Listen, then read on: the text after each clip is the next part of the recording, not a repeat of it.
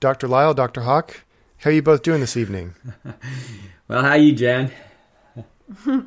Pretty much the same. How are you guys?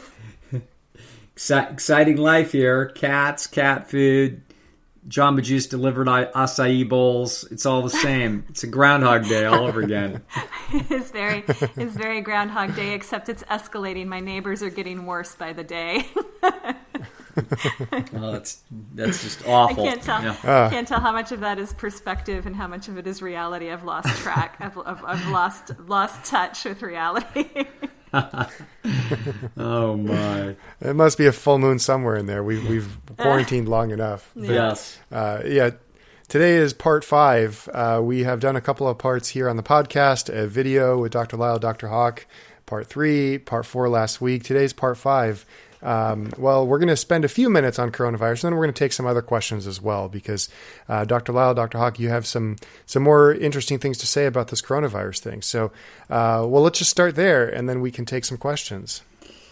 Yes. Jen, do you want to just offer any things that you've observed, or how do you feel? I can jump in. I know you have some new statistical analysis to offer people, which I think is a good place to get us started. And so then we can talk about the social stuff and anything else that comes out of that. But let's get grounded with just where we are with the numbers first. I think that makes sense. All right. Great. And we don't want to talk about the coronavirus this whole hour, just because I think enough, by the time you've eaten 37 peanut butter sandwiches in a row, time for something else. All right. Now, there's the thing that has frustrated me the most has been an incredible lack of discussion about really what I consider to be the most important parameter in this entire problem, which is the death rate. They've talked about how many people have been infected. This is only important insofar as it would help sort of indirectly try to come up with the death rate. Now, I've been super frustrated, and I was convinced a couple of weeks ago that they knew the death rate, because it would be quite easy to establish the upper boundary of the death rate by taking a population where there's been a lot of testing and take a cohort out of that population of a few thousand people, follow them for 3 weeks, find out how many died, and then you have the worst case scenario is if those people that had been tested were on average worse off than average members of the infected population because they went to the trouble of being tested, then it would be the case that whatever number you would find would be the upper boundary. So my example would be is if you took 5,000 people out of Germany in mid-March, you knew their names and you had them on a database, which I'm sure they do, and then you just simply follow them for the last 3 to 4 weeks, we would see how many of those 5,000 people had died. If it had been 50 people, we would know that we were in deep trouble, that we had a 1% type of a killer possibly, whereas 50 over 5,000 is 1%. If we had 6, 7, 8, 9, 10, 11 people died out of those 5,000, we'd be down there somewhere at 0.1% or 0.2%. This is a completely different order of magnitude of a problem. So I have been very frustrated that there has been no clarity that I have seen anywhere in the news about that issue. The only death rate estimates I've seen have come from absurd publications coming out of the Chinese data indicating 0.66, 1.2, 3.4, 2.8, 1.7. Everybody's scrambling around talking about 1% as if it's nothing, and happy if it's 0.66.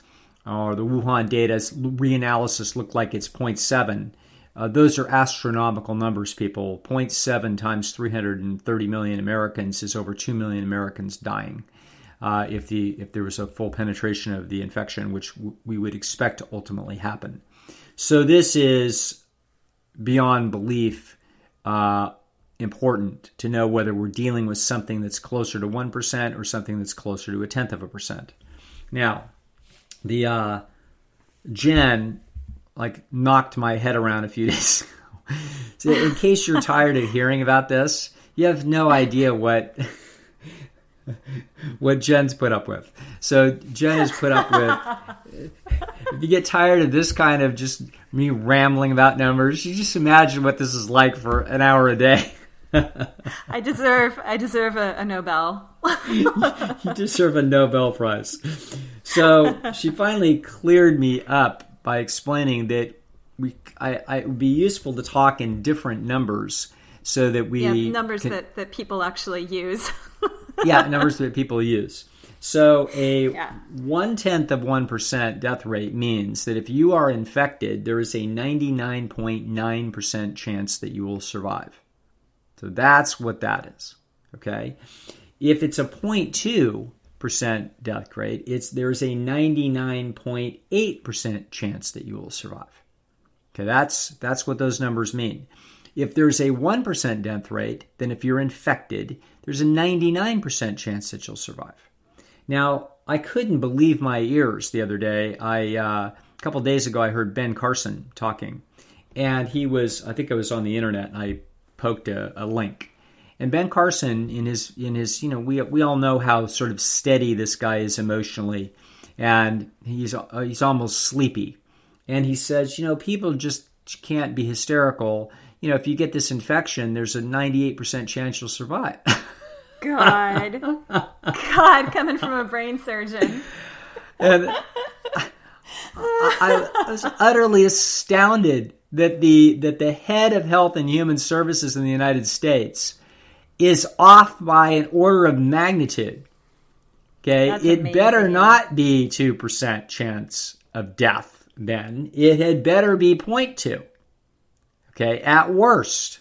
So anyway, the remarkable nonchalance about analyzing this particular and most crucial parameter has been just astonishing to me, and I can't believe it doesn't dominate all the discussions that I would be hearing out of academically oriented commentators, but it's not. And so I had some things bother me. And so one thing that bothered me, I've been heartened, obviously, by the bell curves around the world. We got some spikes up here on Tuesday. Monday was looking good. Tuesday's not looking as good. But this thing is behaving in bell curves, and it looks like we can get some kind of a guesstimate as how this thing will be circumscribed. So I'm not too worried, except a couple things have bothered me. The first thing that has bothered me has been the total amount of deaths in New York and New Jersey, specifically New York. So New York has 10,000-ish deaths. New York has a total of 20 million people in New York. So if it were 0.1%, then, or if it's a 99.9% survival rate, a 0.1 death rate, then the maximum amount that could possibly die in New York State in this thing would be 20,000. And we're already at 10,000. Everybody had it. If every single person had the infection, which, of course, we're quite confident that isn't anywhere near the case. So New York suspiciously looks like it's worse than a 0.1%. So that should raise a red flag to everybody who's doing the math on this thing. So it has raised my red flag. Now the question is how wildly should it be waving? Second thing that bothered me was a Stanford epidemiologist, some fancy professor woman, and I mention woman because this could be a sexist comment, but I expect a woman academic to possibly be less grandstanding than a male. So I don't know why, but I would expect them to be less looking for the balcony and less looking to make big noise. So I don't know if that's true or not. But in this case, she was commenting that she believes that the notion that the virus is widespread is in the population here is mistaken, and she thinks that the infection rates are less than 1%. Now, this was published today. If that's true, folks, that would be a disaster. So I'm not, this is, again, amazingly sloppy if she believes that's true, then she should, more than just about anybody, understand the implications of that. That would mean that there's less than 3 million infections in the United States. We already have close to 30,000 people deceased, and that means we're at a 1% monster. So I hope to hell she's wrong, and that kind of comment is an amazing comment to make in the context of what it is that we're looking at. So that created some anxiety in me. So as a result, I've been comforted by the bell curves all looking perfectly sane and not too crazy at all. And now I had to go back and look at world data. So let me walk us through the world data that I have access to that gives me a clue as to where it is that we stand. So where I decided to go to was I wanted to go to where there have been a huge amount of tests conducted with the lowest possible positive rate. So the United States has conducted more tests than everybody, but their positive rate is huge. And the reason why that's a problem is it means that you're testing a lot of really sick people, highly symptomatic people. So you actually want to go to where they've given 100,000 tests out and 2,000 of them have been positive. You want that because that means that they're testing huge amounts of the population. So of 100 people that take the test, 98 of the people are negative and only 2% are positive. This tells you that you're actually not testing a super high concentration of very sick people. And this means that your extrapolations from the death rate of these in these places is going to be much more accurate. So we want to go to where it's the lowest possible positive rate. That gives us the most representative sample. Also, if there's a large amount of tests done, we know that those tests have taken time to have been completed. So if you've got 500,000 tests done in your society, they didn't do them all in the last week. So therefore, we know that a huge percentage of the people have gone through their infective process, and if the death rate is however many people have died, we know that country has been through a huge amount of those infections and they've been completed. So that's why we are going to look for big numbers generally and low positive rates, and then we compute the amount of deaths that have been seen over some estimate amount of how many cases there are. So I looked at 7 countries. Germany, as of today, about 1.3 million tests with 130,000 positives, so 10%. Now that's pretty high, but that's the number that I sort of put on the top end. That means they're testing an awful lot of people with sniffles, coughs, and fever to get that high. But that's okay.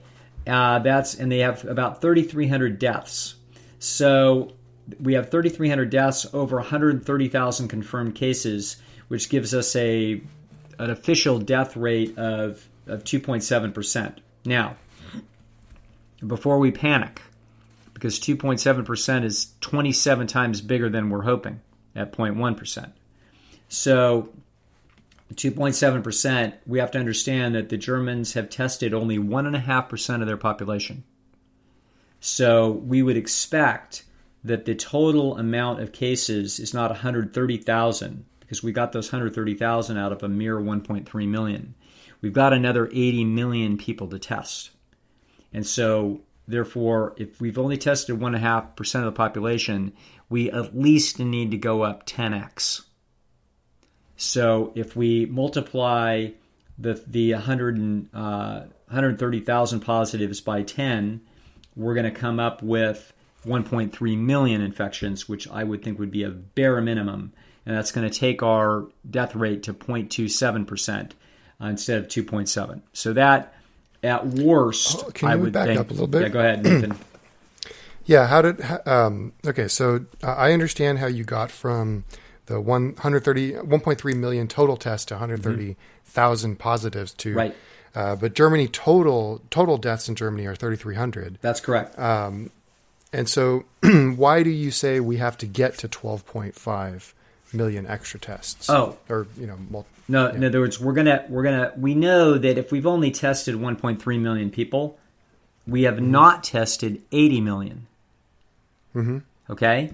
So we can imagine that if they found 130 positives out of a measly 1.3 million, then surely we're going to find 10 times more in the remaining 80 million people that we haven't tested. Okay? If we've only tested a tiny little fraction of people, we've tested a 1.5% of the population. We have not tested 98.5% of the population.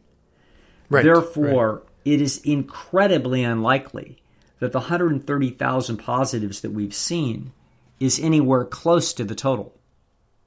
Okay, yeah.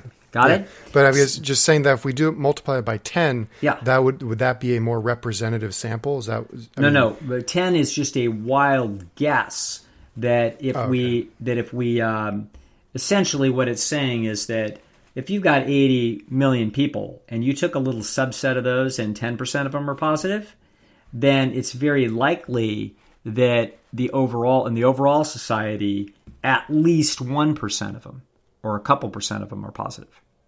Okay? So it's basically saying that it's saying that they've probably got 2 million infections in that country. If we manage to find 130,000 of them by only testing a tiny amount of people, surely there's going to be quite many more.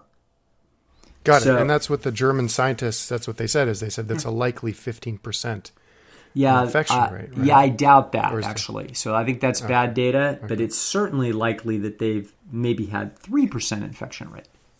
So if they've had a 3% infection rate and they've had 2.5 million people infected, which would be extremely reasonable, then we have 3,300 deaths over 2.5 million people, and we're down there at about 0.15.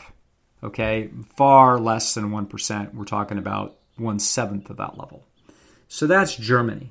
Okay, now let's look at another country because we don't want to be too excited about Germany because Germany has a remarkably low amount of deaths relative to some other countries. So let's try to look at something else. And the next one I looked at was Canada. So Canada has run 440,000 tests, which is a lot of tests, which means it's taken them quite a bit of time to get that done. So most of those people that were ever found infected have been through their process. There were 27,000 positives, which means 6% of those were positive tests. Now, Canada has 37 million people. So that means they also have only tested 1.5% of their population, just a tiny fraction of their population. This group is more representative than Germany because only 6% are positive. So clearly they're not quite as sick as the people on average that have been tested in Germany. 900 people have died. Okay, so that also is very similar to Germany. Around 3% of the people that are positive have died.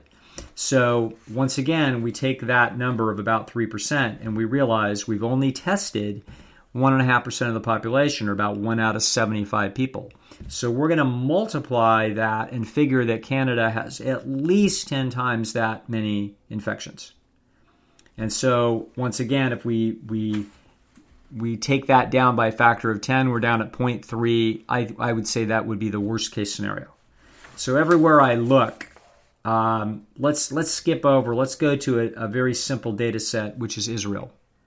So Israel has tested 117,000 people. They've had 12,000 positives, i.e. 10% are positive. So you can see these countries where they have tested a lot of people, they're getting about 10% positive, whereas America is running a lot higher, about a fourth.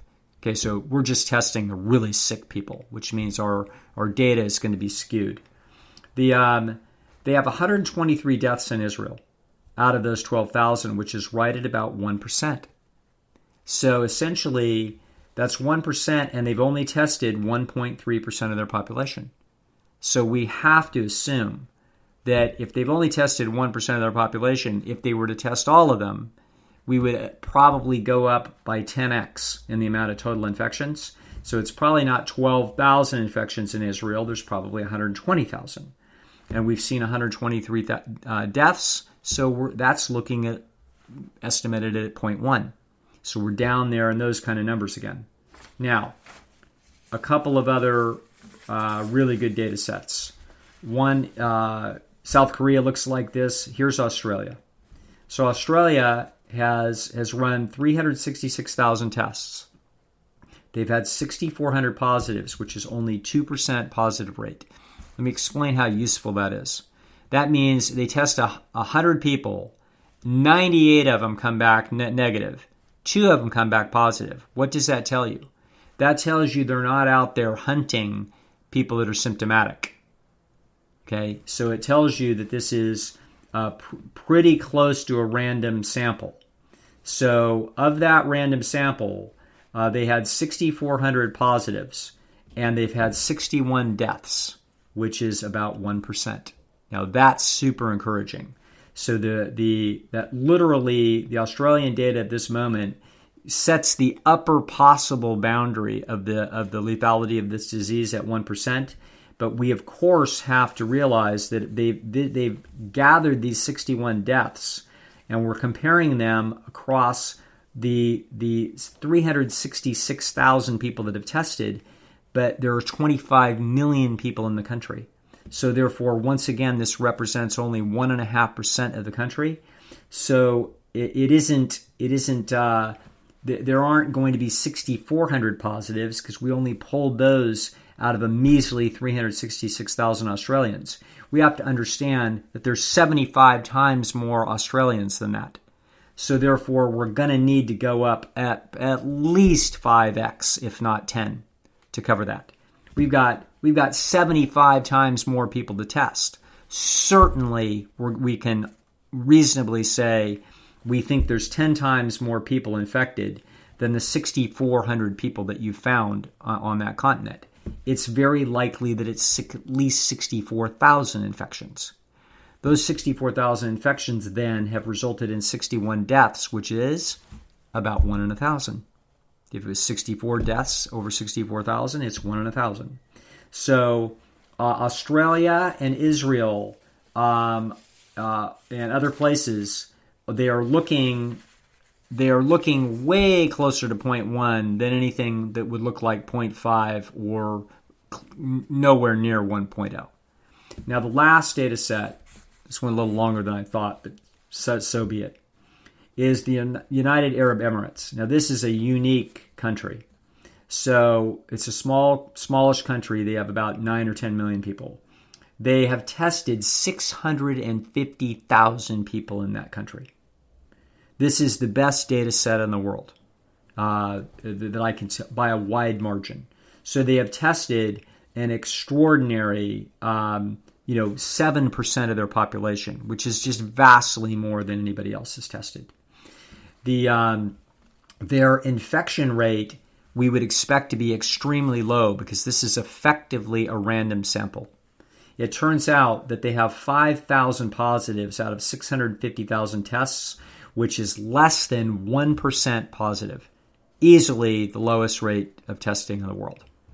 So they have now tested, as I said, they've tested about they've tested less than 10% of their population. So it's reasonable to expect that even though they will have cherry-picked, some people who have lined up at the testing booth because they had some sniffles, so even though 99% of the people are coming back negative, the few positives may be overrepresented in that 650,000.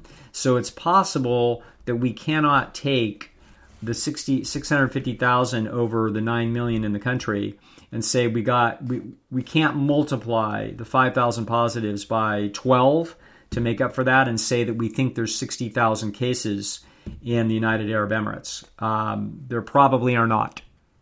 However, there's probably 25 or 30,000 cases. So there's probably several times more cases than they see because they've only tested 650,000 over 9 million. There are 28 deaths in that country. So if it turns out, so that right now they are at 28 deaths over 5,000 identified cases, that, folks, is about 0.5%.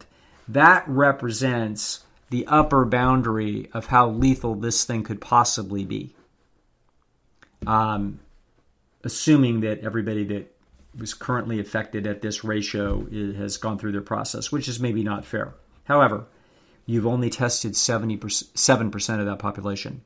So it's exceedingly likely that we would have to multiply this by at least 3x. So we should honestly be able to multiply it by close to 10x, but 3 times would be extremely conservative. That would give us 15,000 cases today in the UAE, and we have 28 deaths, which would take us around 0.2. So the best data in the world, to me, is now bouncing somewhere, a 0.1 to 0.2. New York is the scariest data. It looks like it could be pointing to the upper boundary of that. Some other places are pointing closer to 0.1, but this looks to me where the debate is not up at 1.0. So it looks like the truth is this is not 99% chance of survival. It's either 99.8 or it's 99.9. This is, for our listeners, hopefully this puts this into perspective. People that are looking at big numbers should be terribly worried and concerned about the difference between 99.8 and 99.9. Let me explain why it is. This is incredibly important to know this number, and it should be the all-consuming pursuit of everybody that's looking at this problem, and it doesn't appear to be. Okay? The 99.8 would leave 0.2% of infected people dead, which would mean potentially 750,000 Americans, which would be a catastrophe if everybody was infected. 99.9 leaves at worst case 350. That is also huge, but it's not looking like we're heading into those numbers. So, however, if it were possible in future generations of this disease, even occurring in the next 12 months, that if it was 0.2, you understand that's a massively greater catastrophe than 0.1. So anyway, hopefully this explains my frustration and consternation at as the numbers slowly percolate in. Why don't we know this number? Because quite frankly, folks, we should.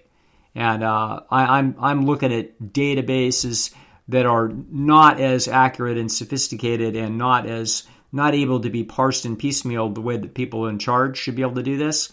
There's really, to me, no excuse for the kinds of discussions that I've been hearing between and among the reports of scientists and their discussions.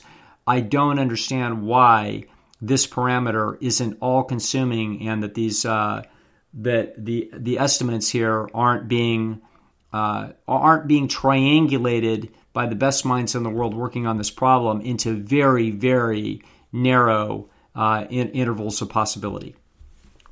Does that make sense? I'm mostly talking to Jen because that's who I usually talk to about this.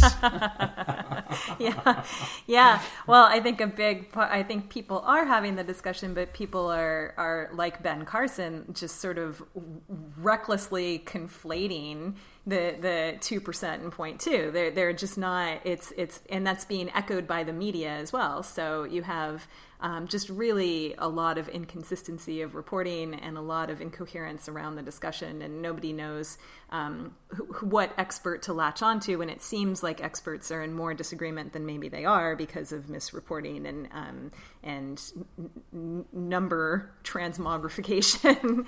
I'm curious about the methodology of the Stanford epidemiologist and how she came to that conclusion. The first thing that occurs to me, I don't know about females being less prone to balcony seeking. Certainly, some can be just as, if not more so. But it may be an internal balcony seeking status face off with Ionitis, depending on whether they are in great disagreement since they're in the same department, and both sort of being the mouthpiece of Stanford's official position on the question. So they may be sort of incentivized to over-exaggerate their respective positions if they have a big, long-standing tension in their professional analyses of this kind of thing. So that just occurs to me as a possible social dimension of that question. But I'm curious because that is so far out of what you're talking about and where we would expect somebody with access to that kind of data to be.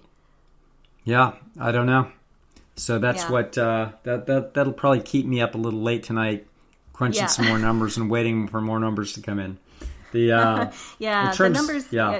And I saw too today that the U.S. death rate is up. Not climbing nicely down the bell curve like we would like to see. So the daily count is up. So it shook up that curve shape a little bit. But that's we don't want to get too attached. It's not outside of the realm of possibility for a curve on the decline. So unless we see that steadily climbing for a while, it's also nothing to be alarmed about. But those two factors together, I can see being just giving people some pause. Just like, okay, let's make sure we know what's going on here. But I think you've nicely, comprehensively gone through every available reasonable data set, and they seem to all be pointing in exactly the same direction. So yeah, that's the best we can do right now. They're pointing at least to that order of magnitude. We're at 99.8 or we're at 99.9, something akin. Maybe 99.7, maybe. Yes, if you're dealing with a really high risk population, and New York might be. I mean, we don't. Yep. There's so many things that we can't control for with density and travel patterns, and the fact that New York had a lot of flights coming in from Europe, and the West Coast did not have flights coming in from Asia. May account for a big part of the difference there. There's a lot of people that are rushing to sort of give social distancing a lot of credit in this process, and social distancing may deserve some of the credit. Maybe it deserves all of the credit. We don't know. We don't know until we really figure out what all of these potentially confounding variables are and what makes certain populations more vulnerable. There's so many hypotheses floating around. Air quality. I mean, we know that age, smoking, other pre-existing health conditions are all individual risks and vulnerabilities, but there may be some population level ones that haven't been identified yet that are going to come out too. So there may be very good reasons that New York's numbers are so much higher, and we haven't begun to get to a position where we're really able to pin all of that stuff down, because as you're saying, we can't even get clear on the exactitude of the death rate. Yes. Well. Yeah. All right, Nathan. Yeah. I'm any questions? Because I'm 33 minutes about later. I'm about ready to walk away from this. I will say I had an interesting conversation today with a good friend of mine, and she lives in Germany, and she had a friend who had a young guy, healthy guy, that had this infection and went through a very rough 2 weeks. And this would not be typical, certainly, as we look at most of the infections, particularly of younger people. Most of the infections are reasonably mild, and but his was rough, and it just gave me, just even hearing this, that a non-smoking, healthy, intelligent, behaves himself, perfectly good immune system, athletic guy could go through a tremendously rough couple of weeks. It was not like the normal flu. It was a hell of a lot worse. It's like, okay, well, guess what? I mean, even though it's something of an outlier, wash your hands. Yeah. Yeah. Wash your hands. This is no joke. It's worth repeating. I think we sometimes are getting lumped in with some of the more cavalier interpretations of this whole situation as we've gone along. We've never said don't worry about it, don't bother washing your hands, don't go ahead and violate social distancing norms. Like we're fans of all of those things. So and you want to be reasonable and be prudent about this kind of thing. We're just also trying to take a wider view of the whole big picture, outliers and all. Yeah, right. I was wondering, Dr. Lyle, Dr. Hawk, if you think that the numbers being so low out of the United Arab Emirates was due to the fact that I guess the women have to wear the burqas that cover their face. And, I mean, that's another, there's so many different, depending on your discipline, I've seen a bunch of different hypotheses floating around that could explain all of these little micro differences in these different places. And there are a lot, some of them are very interesting. In Italy, you've got parents living at home with a lot of proximity. So there's a bunch of people that are chasing down that whole research agenda associated with that, whether the sort of more vulnerable population of the older parents were getting exposed more rapidly and more intensely by their working children who were coming home and bringing disease home to them. So it's like there's sort of social scientists working on this from social science kind of perspectives, and then you've got more epidemiologically oriented questions about air quality and just all kinds of other sort of public health concerns. So I think the story is going to get really nuanced as we go. And we've only taken the first couple of steps in that direction. Yeah, my dog is howling in the background. Yes. she's I'm curious as to why, Dr. Lyle, I'm used to having you give us revolutionary advice and revolutionary information. And so with something so big, it's not that I don't believe you, Dr. Lyle. It's just, it's hard to imagine that you're the only one that knows this, and I'm trying to figure out why. What? Yeah. Have you seen a movie called The Big Short, Nathan? No, I haven't. I'm just frustrated, and I'm actually a little frustrated because I wish I had a place to hear the thinking of Ioannidis or people like that. I don't want to just hear some contrarian, somebody taking a position, which he was not. He gave an extremely well-reasoned argument about saying this is going to be a fiasco because we don't have good data. And I've now been sitting here for a month thinking all we needed to set the upper boundary of how lethal this thing could be was one lousy cohort. It does not have to be randomly selected. All you had to do was get 1,000 names out of Germany, which was the first place or South Korea, a place where they tested a lot of people so that we weren't just testing the walking dead. Just give me 1,000 people. And at the end of that 3 weeks or whatever it is, by April 2nd, we would have known how many out of that 1,000 people had died. If it was 1 or 2 or 3, okay, that's really good. That's down in the 1 to 1,000 range. If it's 12 or 15, we're in the 1% range. 4 days later, we'd have another 1,000. And 4 days later, we'd have another 1,000. By now, we would have easily been able to follow a cohort of 15,000 people, at which point we would know the death rate of this thing unbelievably accurately, which would, right now, the United States and other places in the world are, the politicians are basically deers in the headlights. How could you be anything else? It's like, how could you know when to open your economy up and when to keep it shut and why and what the risks are? How can you know, make any reasonable judgment if you don't have a tight estimate of the parameters? And they don't.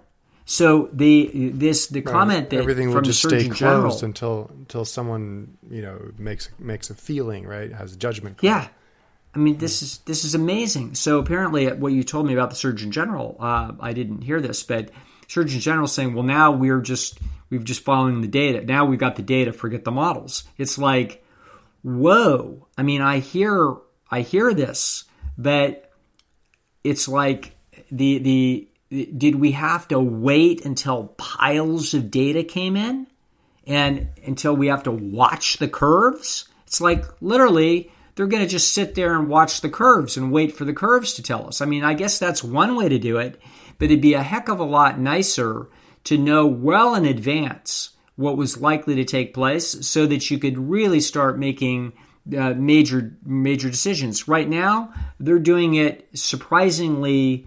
They're blind in one eye, and so God help you. I mean, I could just hear the money quarterbacking on this will be endless. Like no matter what move you make, it's unlikely you made the optimum move. And it's likely that further evidence is going to come in later that you could have made better moves, and et cetera. But boy, to not have the death rate of this thing knocked down to know the fact that it's either between a hair of 0.1 or it's between a hair of 0.2, the difference between 0.1 and 0.2 is massive.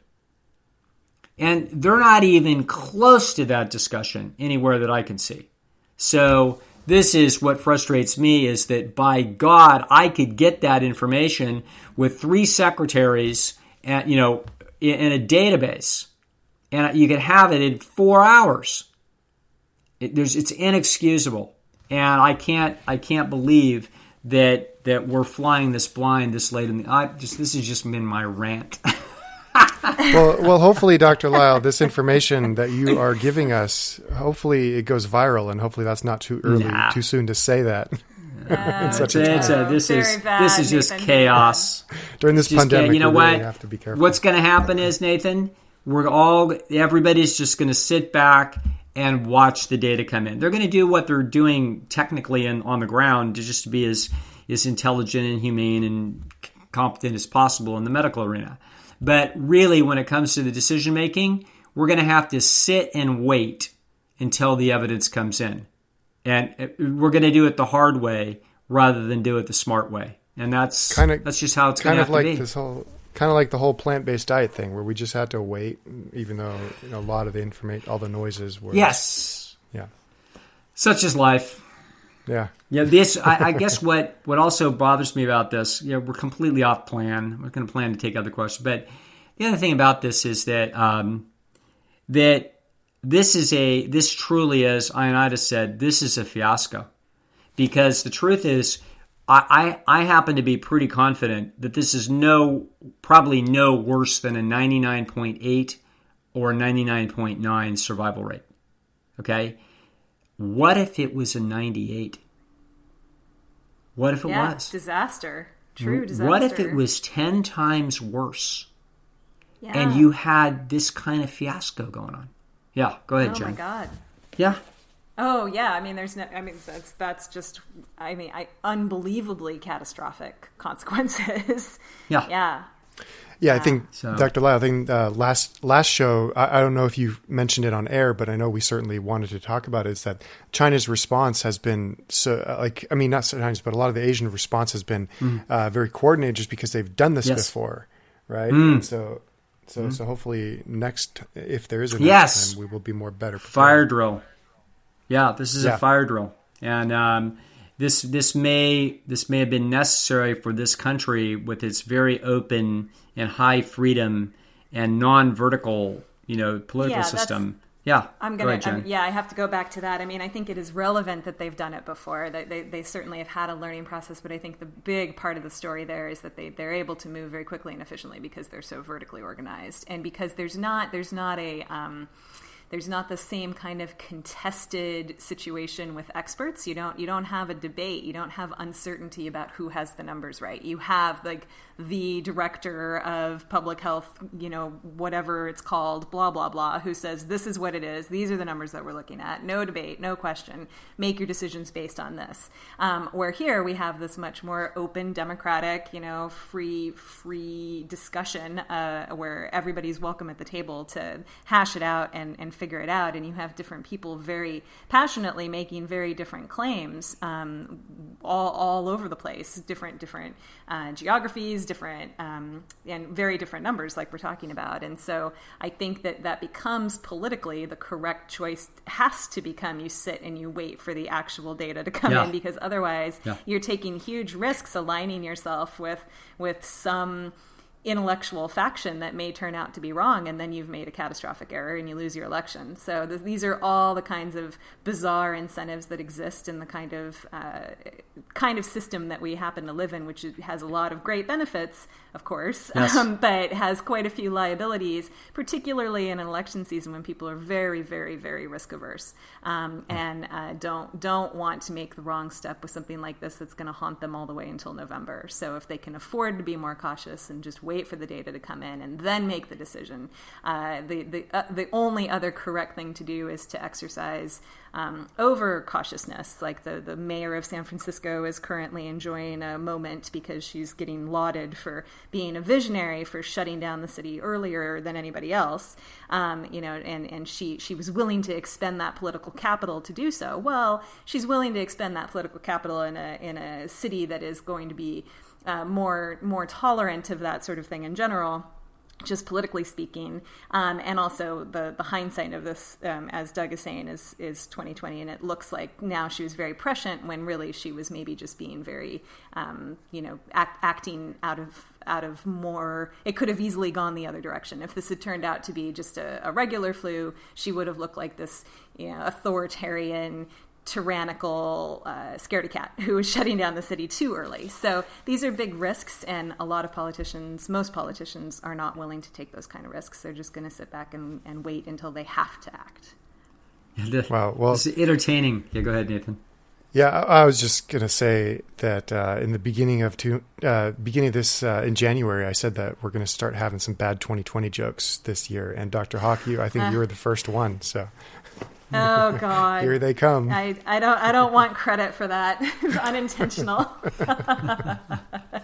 But it's irritating to me to see that sort of these political narratives move so quickly to vilify or to celebrate political decisions that happen for reasons that have nothing to do with the foresight of these people or nothing to do with even the information that they're necessarily operating with. It's just sheer luck most of the time. San Francisco has been less of a disaster than New York because it adopted social distancing earlier. That's entirely possible, but we don't know that. It could also be because flights from Asia were shut down much earlier than flights from Europe to the East Coast. I think that's going to be a big part of the story, and so could a lot of other factors. And so it's very easy to leap to these intuitive inferences and to give politicians credit for them, or alternatively to accuse politicians of making big mistakes or doing things incorrectly when really there are all kinds of unknown variables and other factors at work, and all of this is going to take a long time to unpack. Yeah. Wonderful. Yeah. Well, yeah.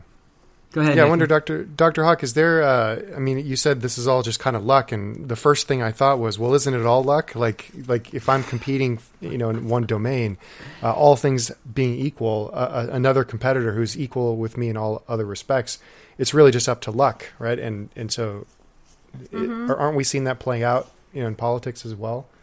Mm-hmm. Yeah. But just whoever can capitalize. Yeah, well, we're pattern-seeking animals, and so we find patterns in our politics just like we find them in our what's leading to certain health outcomes, and anywhere else that we might find a pattern that doesn't actually mean anything, but it looks nice, makes sense, so we go with it, it's very, very often actually not what happened.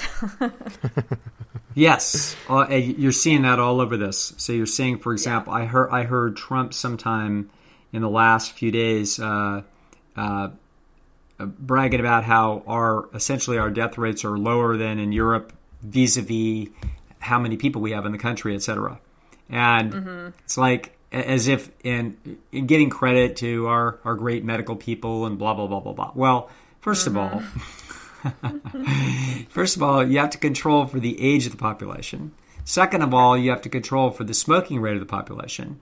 Third of all, you have to control for the fact that we are not as far along in the counting process and the head count as they are. Right. So you've got like three massive factors that can completely change this picture once any kind of intelligent analysis is done. Another thing is that, which just speaking to Jen's talking about the differences between us and Asia and how many countries of Asia have handled this so well. I look at the political meltdown in the last couple of days about Trump claiming I have the rights to do whatever, and then the states, everybody's screaming at him that no, that's not the Constitution. This is hilarious if you're an Asian. If you're in Singapore, you're like, this is how these people run the country? That that the head cheese says he's in charge when it comes down to it, but he'll work with the governors, etc. And then everybody's saying, no, the governors have the right. It's right here in the Constitution. They would just be rolling their eyes and shaking their head like, you people are all on LSD. Of course that you just do what the man says. So it's fascinating. And of course, we are now staring at an unusual kind of a problem where a literally, potentially, a reasonably good decision made by a centralized government, even if it's not the best decision, could be a better decision than the decision made by an open, free society where there's all a bunch of cacophony, just big bunch of debate and screaming match and difference of opinion and a wild press corps, all of that going on, much decentralization. And even if that ultimately arrives at a better decision, it turns out that maybe it's too late and a lot of damage was done. And so this is, I am no favor of strong central governments myself, being a libertarian. So, however, this is one of these times that will test, this is actually an interesting and curious test for libertarian scholars. It's like, okay, let's just imagine that we didn't slither out of this with a 0.15 or 0.2 or a 0.1 infection rate. Let's just suppose it was a lot worse. And now we look at a freer society, maybe even freer than the one that we have now, which would be a very smiling thing, a very happy place for a lot of libertarians. If we took the shackles of the government off and didn't have our civil liberties clipped and everything else under the sun that they might very reasonably complain about and make an argument for. But what do you do now? What do you do in the face of an airborne Ebola type thing that's coming after and it's going to wipe out 10% of the population? Well, I'll tell you what, if you're in Singapore or you're in Hong Kong or you're in South Korea or you're in Japan, there's a very good chance you and everybody you love and most of your society survives. Because a very central, dominant, decisive government takes immediate action, and those actions, whether they may be unpleasant and surprising and disturbing, they are successful. So this is the ultimate fire drill, I think. I don't think, go ahead, Jen. Oh, just that it's also worth noting that the people who are most concerned about some sort of authoritarian power grab from the center when it comes to this question from the White House are generally not coming to that position out of a fear of centralized government per se, because they're the same people who are lining up behind the governors who happen to align with their vision of how things should be managed, and they're praising the decisive leadership of those governors of Cuomo and of Newsom and whoever else it is. So it's not that it's like this libertarian sourced aversion to central authority. It's an aversion to Trump specifically, and so people sure. who are crying foul about centralized decision making, but okay with it from the states. There's actually a very disturbing to me also as a sort of emerging libertarian, someone forced into libertarian thinking by evolutionary psychology who used to be a card carrying Marxist. But there's definitely like for me, just as a scholar of history and of authoritarian movements in general. My advisor, my dissertation advisor, wrote a book called "How Democracies Die." The guy is very familiar with this question, and we've spent a lot of time talking about it. But there's really like a energetic embracing of authoritarian decision making in general when people are in a crisis. And every authoritarian movement throughout history has generally started on the back of a crisis, and I am seeing that. On the left, absolutely. It's just not vis-a-vis Trump. There are many calls for bigger government, stronger decision-making, more rules, longer shutdowns, more draconian social distancing policies, all coming from the states, not from D.C. And to me, there's not a big intellectual difference or even a big constitutional difference between those two things. It's all about the personalities involved and the fact that we have a rather unusual president that a lot of people really very very much dislike. So I would just invite people to kind of interrogate their position on this question with a little more intellectual honesty, and really discover how much of it has to do with centralized authority and how much of it has to do with who's in charge, and how comfortable you would be if the person making the decisions was if all of it was reversed and you found yourself on the outside looking in.